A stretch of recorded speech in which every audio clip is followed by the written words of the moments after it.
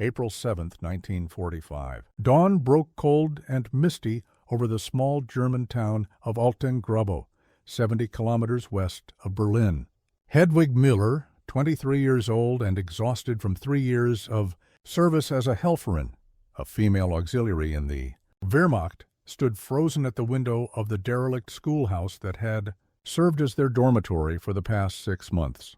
What she saw through the broken glass defied 8 years of indoctrination and everything she had been told about the American enemy. Instead of the savage hordes described in Der Stürmer, instead of the degenerate gangsters depicted in propaganda films, she witnessed something impossible: disciplined columns of well-fed, well-equipped soldiers, their uniforms clean and intact, their vehicles numerous and functioning. But it wasn't their appearance that shocked her most. It was their actions. American GIs were unloading crates from trucks, food, medicine, blankets. Not the behavior of barbarians coming to rape and pillage, but of an army so abundantly supplied they could afford to share with their conquered enemies. They looked like giants, Hedwig would later write in her diary, not just in stature, but in their casual confidence. They moved like men who had never known true hunger. And their trucks, so many trucks, more than I had seen in the entire war, kept coming and coming. How could we have been fighting such an enemy? What hope did we ever have?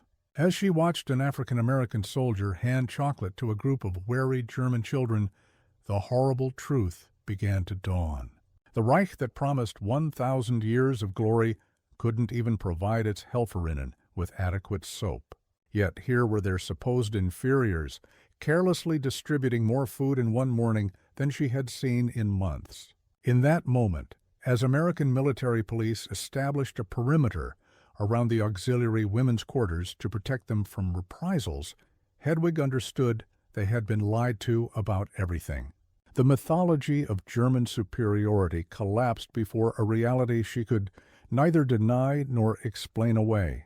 Cartons of cigarettes, tins of coffee, white bread, and soldiers who smiled with all their teeth. The liberation of approximately 19,000 Helferinnen during the final months of World War II revealed a shocking disparity between Nazi propaganda and Allied reality. These women, often referred to incorrectly as comfort women by Allied soldiers, confusing their clerical and communications roles with the sexual slavery imposed by Imperial Japan in the Pacific Theater, experienced a particularly disorienting form of defeat. Unlike male soldiers captured on battlefields, these women witnessed the collapse of their worldview in slower, more intimate settings, with abundant time to process the contradiction between what they had been told and what they now observed with their own eyes. The journey to this moment of revelation began years earlier, in the heady days of National Socialist triumph. From 1933 onward, German propaganda had carefully constructed an image of their Western opponents, particularly Americans, as racially mixed, morally corrupt, and materially soft. Joseph Goebbels' Ministry of Public Enlightenment and Propaganda produced over 1,000 films during the Nazi period, many explicitly portraying Americans as gangster-controlled degenerates obsessed with money, and lacking the spiritual fortitude for serious warfare. In Der ewige Jude, The Eternal Jew, released in 1940, Americans were depicted as puppets of Jewish financial interests. Their material wealth portrayed as evidence of moral bankruptcy rather than industrial might. Germans who grew up in this propaganda environment had little access to contradictory information. Hedwig, like most of the Helferinnen, came of age during the Nazi period, entering school just as Hitler consolidated power. Her formative years coincided with the Reich's early successes, the remilitarization of the Rhineland in 1936, the Anschluss with Austria in 1938, the surrender of France in 1940.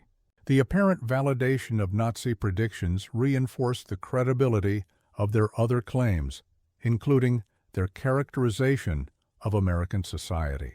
By 1941, over 100,000 German women were serving in military auxiliary roles, primarily as communication specialists, administrative assistants, and medical aides. Unlike the Soviet Union, which deployed women in combat roles including as snipers and pilots, Nazi Germany maintained stricter gender separation in military functions, emphasizing the women's supporting role to male warriors. Helferinnen received approximately 4 weeks of training before assignment, with pay scales ranging from 160 to 200 Reichsmarks monthly, adequate but not generous compensation. Their uniforms, designed by renowned fashion designer Heinz Schulze-Varell, offered practical functionality while emphasizing feminine appearance, a reflection of the regime's contradictory attitudes toward women's roles. When the United States entered the war in December 1941, German propaganda shifted to address this new enemy. Americans were portrayed as materialistic but incompetent, possessing industrial capacity, but lacking the racial vigor and ideological commitment necessary for victory. The Nazi newspaper Völkischer Beobachter described American soldiers as cowboys and gangsters in uniform, unable to match the disciplined German fighting man. Films like Ohm Krüger depicted Americans and British as cruel colonizers, drawing parallels to suggest Germans would face similar brutality if defeated. Such messaging intensified as American forces approached German territory. By early 1945, Goebbels' propaganda ministry was distributing pamphlets warning of rape, pillage, and mass execution should American forces occupy German land.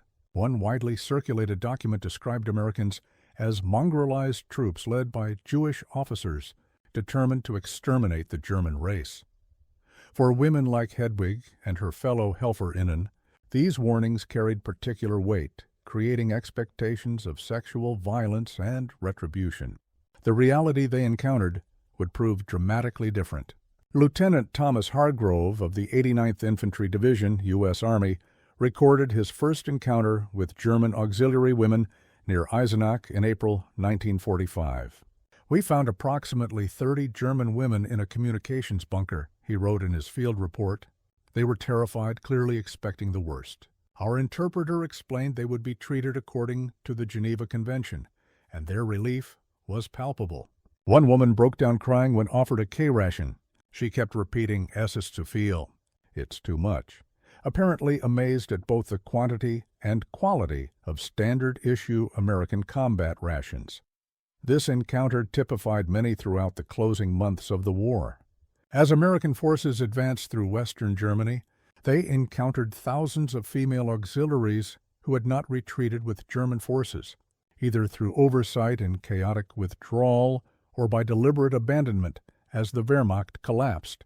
The Americans, following established protocols for prisoners of war, typically established separate detention facilities for these women, with female military police officers assigned when available.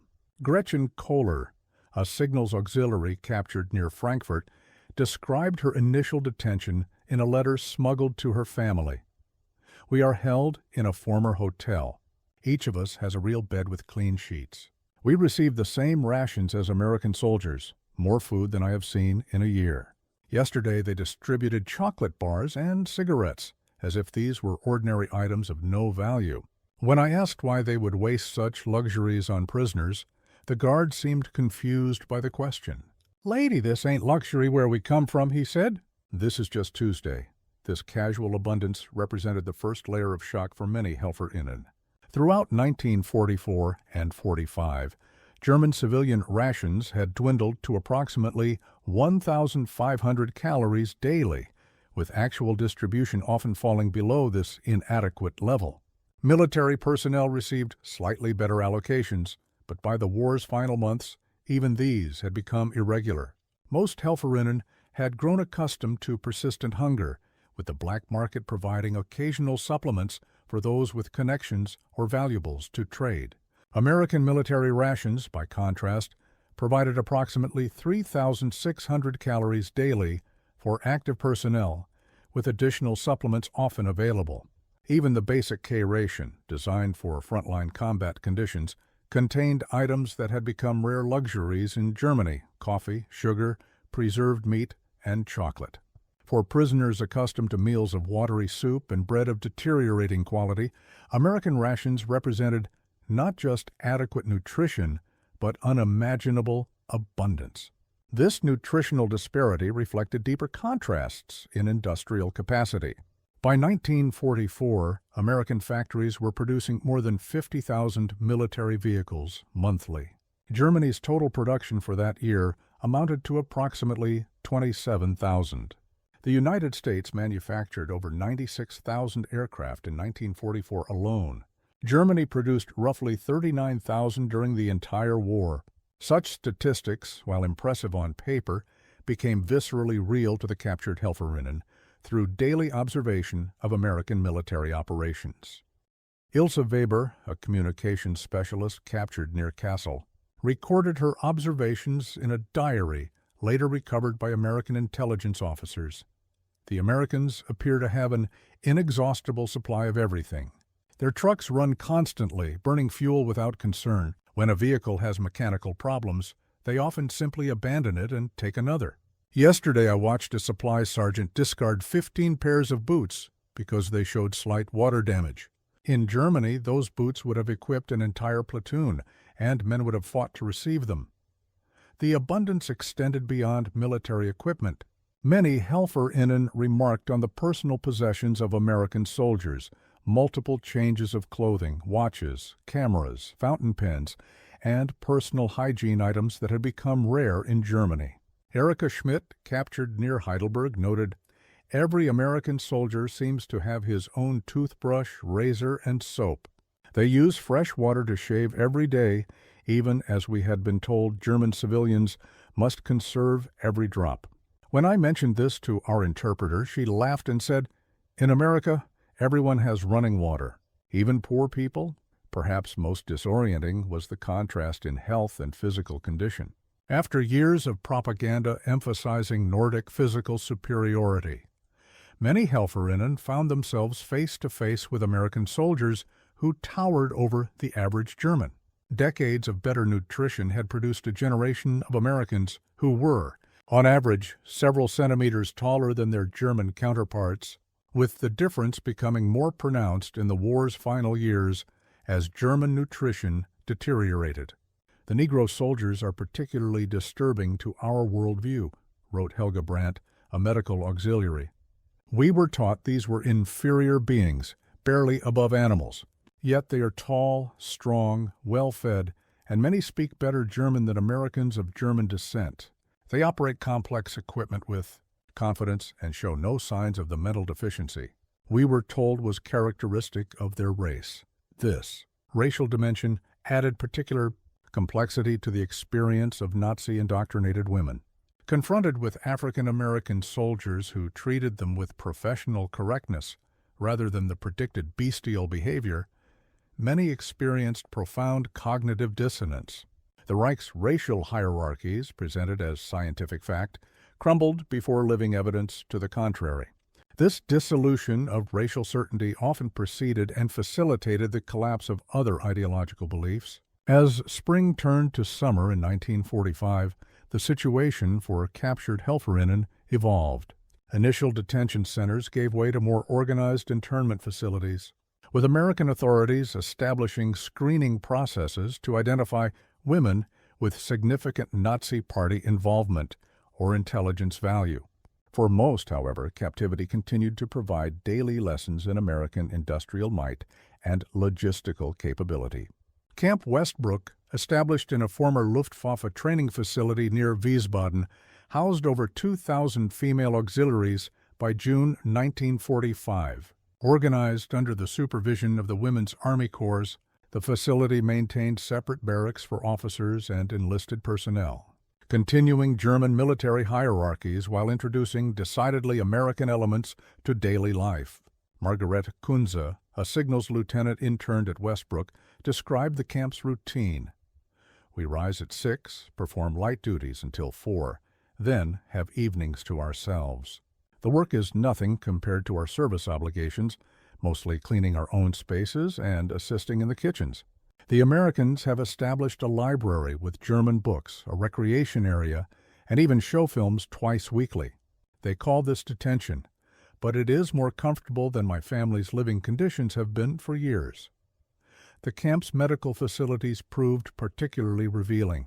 Many Helferinnen arrived with health issues reflecting years of stress and inadequate nutrition, dental problems, amenorrhea, vitamin deficiencies, and untreated chronic conditions. American medical personnel, following standard protocols for prisoner processing, provided treatment that exceeded what many had received during active service. Dr. Eleanor Simmons, a U.S. Army Medical Corps physician assigned to Camp Westbrook, documented the health status of new arrivals, approximately 68% present with some form of malnutrition. Dental issues are nearly universal, with an average of 3 untreated caries per patient. Many show signs of past frostbite, particularly those who served on the Eastern Front. Most disturbing are the psychological symptoms: hypervigilance, sleep disturbances, and anxiety consistent with prolonged exposure to combat conditions. Yet, without the recognition or treatment male soldiers might receive for similar presentations. Treatment for these conditions provided another layer of contrast. American medical facilities offered antibiotics, analgesics, and vitamins in quantities that seemed wasteful to women accustomed to strict rationing of medical supplies. Dental care, which had become increasingly unavailable to German civilians, was provided as a matter of routine. By July 1945, the average weight gain among Helferinnen at Camp Westbrook was 4 kilograms, visible evidence of improved nutrition that could not be explained away by ideological reasoning. The camp's supply systems offered daily demonstrations of American logistical capabilities. Regular deliveries of food, medicine, and equipment arrived with predictable consistency. Contrasting sharply with the increasingly erratic supply situations many had experienced in their final months of service, the Americans' ability to maintain steady supply lines through conquered territory, coordinating transportation across hundreds of kilometers, contradicted Goebbels' portrayal of Americans as organizationally incompetent. "They waste so much," noted Gerda Meyer, a quartermaster assistant, "yet their waste management is strangely efficient. They designate specific areas for garbage, separate different materials, and remove it daily with dedicated vehicles.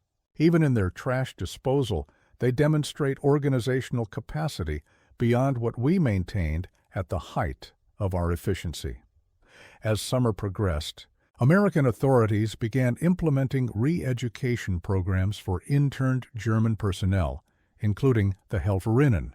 These programs, designed to facilitate denazification and prepare prisoners for eventual reintegration into civilian life, provided structured exposure to information previously suppressed or distorted by Nazi censorship. Screening of documentary films became a particularly effective tool. Footage of American industrial capacity, civilian life, and democratic institutions, along with documentation of Nazi atrocities, created a comprehensive challenge to remaining ideological commitments. While some women rejected these efforts as propaganda, many found their doubts, already growing through daily observation, impossible to sustain in the face of mounting evidence. Brigitte Hoffmann, a former Nazi Party member who had served as a Nachrichtenhelferin, signals auxiliary, in France before capture, described her transformation. "The Americans showed us films of their factories. One facility in Detroit produced more vehicles in a month than all of Germany during the war's final year.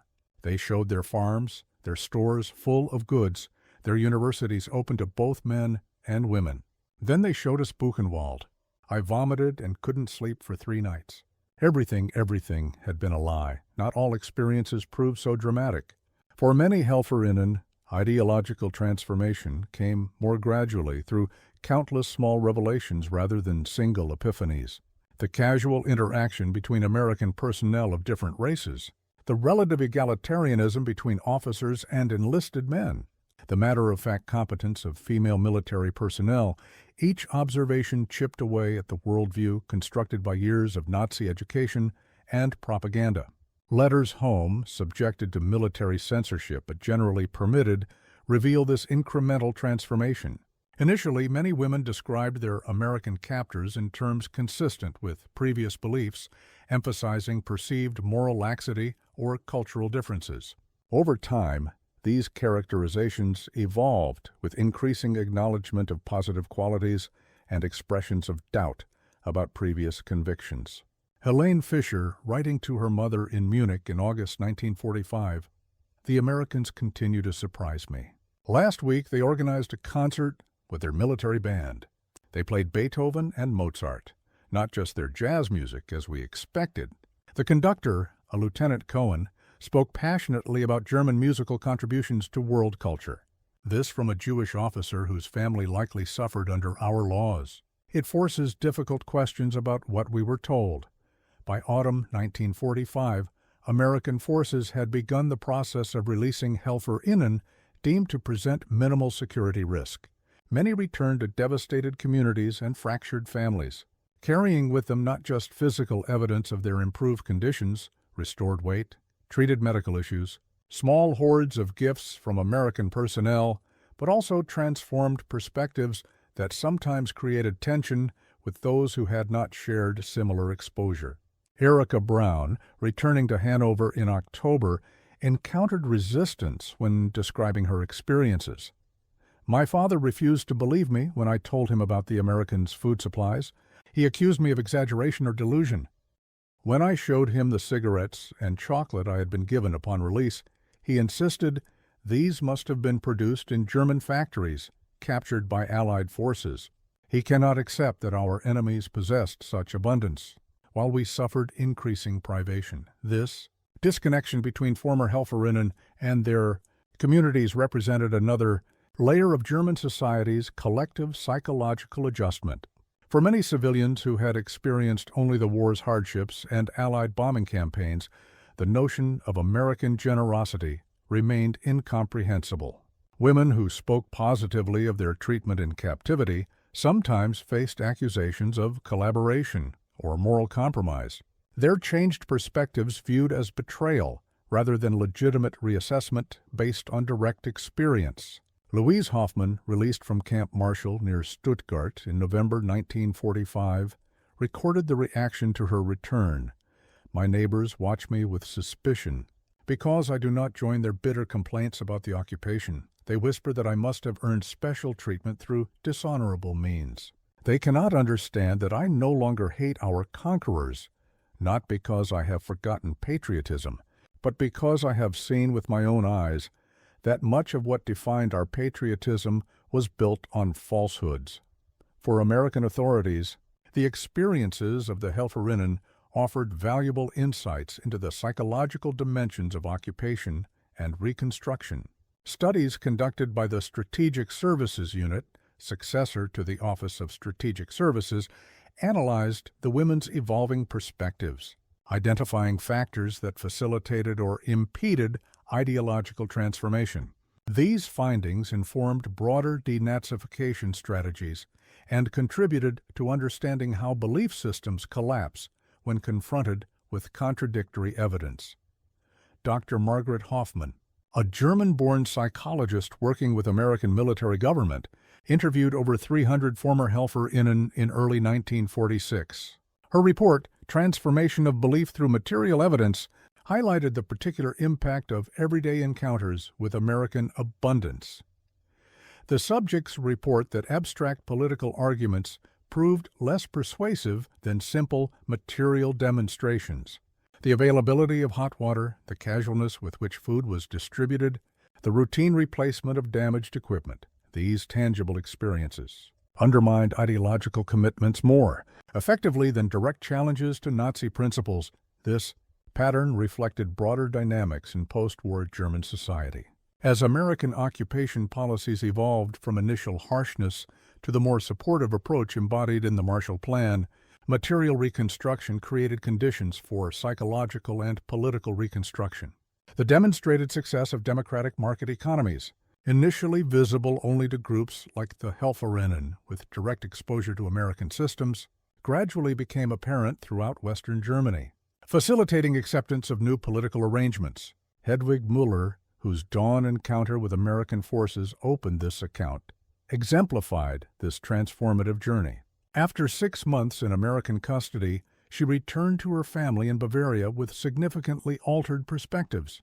In 1948, she applied for a civilian position with the American occupation authorities, eventually becoming an administrative assistant at the consulate in Munich. In 1952, she married James Lawrence, a former Army sergeant who had returned to Germany as a civilian contractor. By 1955, they had relocated to Lawrence's hometown of Columbus, Ohio, a migration pattern followed by approximately 4,000 former Helferinnen who married American personnel. In a 1977 interview with the Ohio Historical Society, Hedwig Miller Lawrence reflected on her journey. "People ask if I was afraid when the Americans arrived. Of course I was. We had been told they would destroy everything we valued. Instead, they shared everything they had. My first chocolate bar, given to me by a soldier who didn't even want thanks, contained more truth about America than all of Goebbels's speeches. I learned that abundance creates generosity, while scarcity breeds the kind of fear that tyrants use. This is the lesson I carried with me to my new home."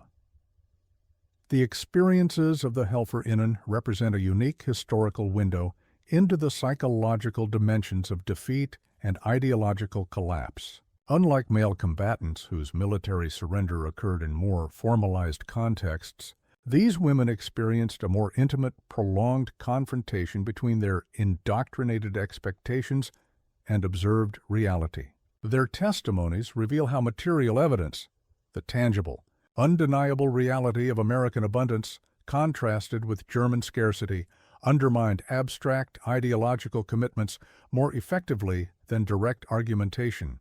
This process mirrors larger patterns in Germany's post-war reconstruction. The economic miracle, Wirtschaftswunder, of the 1950s, facilitated by Marshall Plan assistance and currency reform, created material conditions that supported political rehabilitation. West Germany's successful integration into democratic institutions and market economies built upon the same dynamic experienced by the Helferinnen, practical demonstrations of system effectiveness, proving more persuasive than ideological arguments. The historical irony remains striking. National Socialist ideology had emphasized material sacrifice for spiritual strength, portraying American abundance as evidence of moral weakness. Yet this abundance, when encountered directly, revealed not decadence but organizational competence, industrial capacity, and societal cohesion, the very qualities the Reich had claimed as its unique strengths. The chocolate bars, cigarettes, and K-rations distributed to astonished Helferinnen contained more than calories. They demonstrated the bankruptcy of a worldview that had defined German identity through contrast with materialistic enemies. 76 years after these encounters, fewer than 100 former Helferinnen remain alive, most now in their late 90s. Their experiences, the shock of discovering abundance amid defeat, the gradual transformation of worldview through material evidence, the complex readjustment to post-war society offer valuable insights for understanding how belief systems collapse and reform. In their journey from indoctrination through disillusionment to reconstruction, they exemplify the larger trajectory of German society in the 20th century. Their testimonies remind us that ideological commitments, however fervently held, remain vulnerable to contradictory evidence, particularly evidence encountered through direct personal experience rather than mediated information. The American soldiers who casually distributed chocolate to astonished German women accomplished something propaganda films could not. They made the abstract concrete, transforming the enemy from mythological construct to human reality. Lise Meitner, the Austrian physicist who escaped Nazi Germany in 1938, once observed that reality doesn't go away when you stop believing in it. For the Helferinnen of the Wehrmacht, this truth arrived with American liberation, not as an abstract principle, but as chocolate bars, antibiotics, and functioning trucks. Material evidence that no amount of ideological commitment could explain away. In their disillusionment lay the seeds of reconstruction, as one worldview collapsed to make room for another, built on more sustainable foundations. The final irony, perhaps, is that the Reich's emphasis on material sacrifice may have accelerated its ideological collapse. By creating conditions of artificial scarcity, The Nazi leadership established a contrast that made American abundance all the more shocking and persuasive when directly encountered. The regime that promised greatness through struggle found its former adherents easily converted by simple comforts taken for granted in democratic societies. In the end, chocolate and hot water proved more powerful than propaganda, demonstrating that human needs, when satisfied, create more durable loyalty than fear and deprivation ever could. For women like Hedwig Müller, the journey from Wehrmacht auxiliary to American citizen encompassed more than geographic distance. It represented a profound reassessment of values, priorities, and possibilities, a transformation initiated by the shock of liberation, but sustained by the demonstrated benefits of alternative social arrangements. In her new Midwestern home, she found not the spiritual emptiness predicted by Nazi ideology, but a community offering dignity, opportunity, and security. This transformation, multiplied across thousands of individual experiences, contributed to the larger rehabilitation of German society and the establishment of peaceful relations between former enemies. When Chancellor Konrad Adenauer visited Washington in 1953, his delegation included 3 former Helferinnen who had married Americans and become U.S. citizens, a small but symbolic acknowledgment of these women's unique position at the intersection of German defeat and American integration. Their stories remind us that historical transitions occur not just through formal treaties and political arrangements, but through countless personal reckonings with changing realities. The Helferinnen who watched in astonishment as American soldiers distributed unimaginable abundance experienced defeat not as abstract national failure, but as concrete revelation, the disturbing, liberating discovery that everything they had been taught to believe had been built on falsehood. In this revelation lay both trauma and opportunity, the painful collapse of one worldview and the tentative construction of another. Their journey from shock through acceptance to adaptation traces the larger arc of Germany's post-war transformation, a process that began not with the Marshall Plan or Constitution writing, but in moments of private recognition when individual Germans confronted evidence they could neither deny nor reconcile with previous beliefs. For societies emerging from authoritarian systems, the experiences of the Helferinnen offer valuable insights.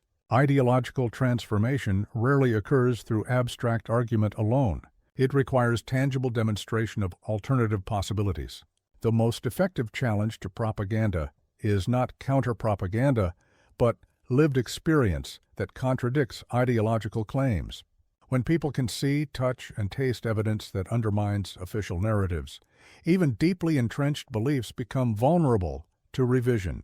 This lesson, gleaned from the testimonies of women who experienced one of history's most dramatic ideological collapses, retains relevance in contemporary contexts. Wherever artificial scarcity is imposed for political control, wherever information is manipulated to maintain power structures, the potential for similar revelations remains, moments when reality breaks through carefully constructed narratives, initiating processes of disillusionment and reconstruction that may ultimately lead to more sustainable social arrangements. The chocolate bars distributed by American GIs in 1945 contained more than sugar and cocoa. They carried an implicit message about different ways of organizing society. For the women who received them, women raised in a system that valorized scarcity and sacrifice, these simple items represented a profound challenge to everything they had been taught to believe. In their astonishment lay the beginnings of a new understanding, that abundance might prove more powerful than austerity, that generosity might accomplish what force could not, and that societies organized around material well-being rather than mythic struggle might better serve human needs. 76 years later, as the last survivors of that generation depart, their testimonies remind us how quickly seemingly permanent systems can collapse when confronted with contradictory evidence, and how resilient human beings can be in constructing new understandings from the ruins of discredited beliefs.